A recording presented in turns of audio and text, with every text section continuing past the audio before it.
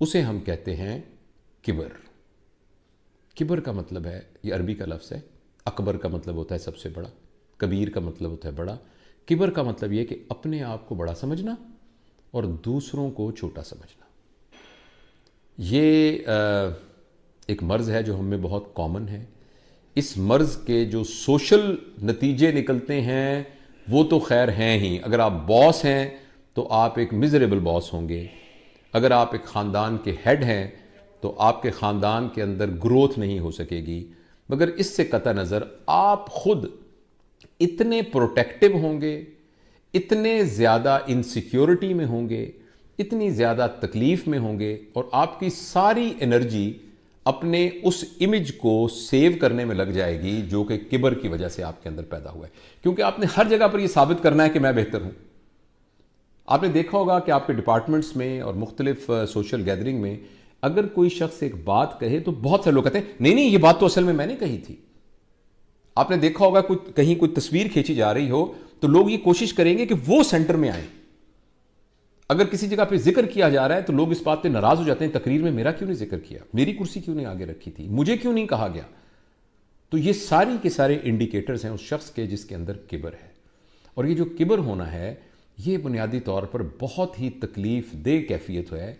इंसान कभी भी अंदर से कंफर्टेबल नहीं होता और इसके नतीजे के अंदर जो एक नफ्सियाती बीमारी पैदा होती है जिसे इसे हम एहसास बरतरी कहते हैं। लेकिन आप प्लीज़ ये बात हमें सब साइकेट्रिस्ट और साइकोलॉजिस्ट बताते हैं कि एहसास बरतरी असल में एहसास कमतरी की दूसरी शक्ल है। हर वो शख्स जो ये साबित करने की कोशिश कर रहा हो कि मैं बड़ा हूं, असल में उसके अंदर कहीं ये छुपा होता है कि मैं छोटा हूं। तो वो अपने उस छोटापन के ऐसा हो सकता है वो छोटा ना ही हो, मगर उसके अंदर कहीं सबकॉन्शियस में ये छुपा हुआ होता है कि मैं छोटा हूं। और जिसको एहसास कमतरी होती है, एहसास कमतरी को ओवरकम करने के लिए एक उसका मिरर इमेज पैदा हो जाता है इंसान की नफ्सियात में, जिसे एहसास बरतरी कहते हैं। तो असल में एहसास बरतरी एहसास कमतरी के बगैर हो ही नहीं सकता। एहसास बरतरी होता ही उसको है जिसको डीप डाउन एहसास कमतरी होता है।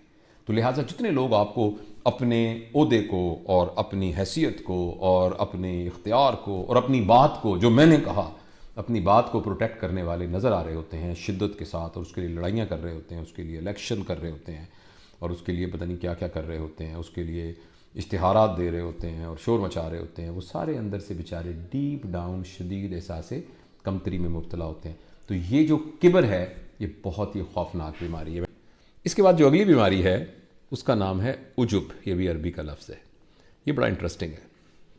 ये बज़ाहिर देखने में किबर से हल्की बीमारी लगती है मगर असल में ये किबर से भी ख़तरनाक बीमारी है। उजुब का मतलब ये होता है कि दूसरों को तो कमतर ना समझना लेकिन अपने आप को बहरहाल बरतरी समझना। तो लिहाजा ये वो कैफियत है जिसमें बंदा ये कहता है कि आखिर लोग मेरी तारीफ कर रहे हैं तो कोई ना कोई बात तो है, आखिर इस जगह पर मैं पहुंचा हूं तो कुछ तो मेरे में अंदर है, आखिर कोई तो ऐसी बात है। तो ये जो कैफियत है ना जिसमें दूसरों को तो कमतर ना समझना लेकिन अपने आप को बहरहाल बेहतर समझना, इसमें मेरी अंडरस्टैंडिंग ये है कि एक तो है कि आपको अपनी हैसियत का सही अंदाज़ा होना, जिसे रिफ्लेक्शन कहते हैं, पॉजिटिव रिफ्लेक्शन कहते हैं। ये तो खैर बहुत ज़रूरी है। अगर आपको पता है कि आपकी जेब में 100 रुपये हैं तो तभी आप 100 रुपये का बजट बना सकते हैं ना। अगर आपको पता ही नहीं आपकी जेब में कितने पैसे हैं तो कैसे बजट बनाएंगे। इसी तरीके से आपको अल्लाह ने जितनी सलाहियतें दी हैं उन सलाहियतों का ख्याल होना, इस्तेहज़ार होना, उसकी रियलाइजेशन होना, ये तो बहुत ज़रूरी है। देखिए, इसमें जब आदमी अपने आप को इतना बड़ा समझ रहा होता है तो वो ये कह रहा होता है कि बाकी लोग ठीक हैं लेकिन बहरहाल मैं उनसे सुपीरियर हूँ। ऐसी सोच के नतीजे के अंदर बाकी लोगों की राय की अहमियत आपके नज़दीक ख़त्म हो जाती है, जिसके नतीजे में आपकी ग्रोथ, जिसके नतीजे में आपकी अपनी सेल्फ डेवलपमेंट, जिसके नतीजे में आपकी अपनी लर्निंग। हो सकता है अपने उजब की किबर की कैफियत में आप और लोगों को नुकसान पहुंचाएं, मगर उजब की कैफियत में हो सकता है आप और लोगों को तो नुकसान ना पहुंचाएं लेकिन आप अपने आप को बहुत बड़ा नुकसान पहुंचा रहे होते हैं। जिंदगी कभी भी ना तो इंडिपेंडेंट होती है और ना डिपेंडेंट होती है, बल्कि ये पॉजिटिव इंटरडिपेंडेंट पे होती है। ये जो रिलेशनशिप है ना, पॉजिटिव इंटरडिपेंडेंस, ये तभी हो सकता है कि आप वो शख्स जो आपके मुतल्लिक है उसकी अहमियत आपके दिल के अंदर हो। उजब वाले मर्ज के साथ बंदे की अपने अलावा किसी और की अहमियत उसके दिल में नहीं होती, जिसकी वजह से उसका अपना सीखने का प्रोसेस बिल्कुल ख़त्म हो जाता है।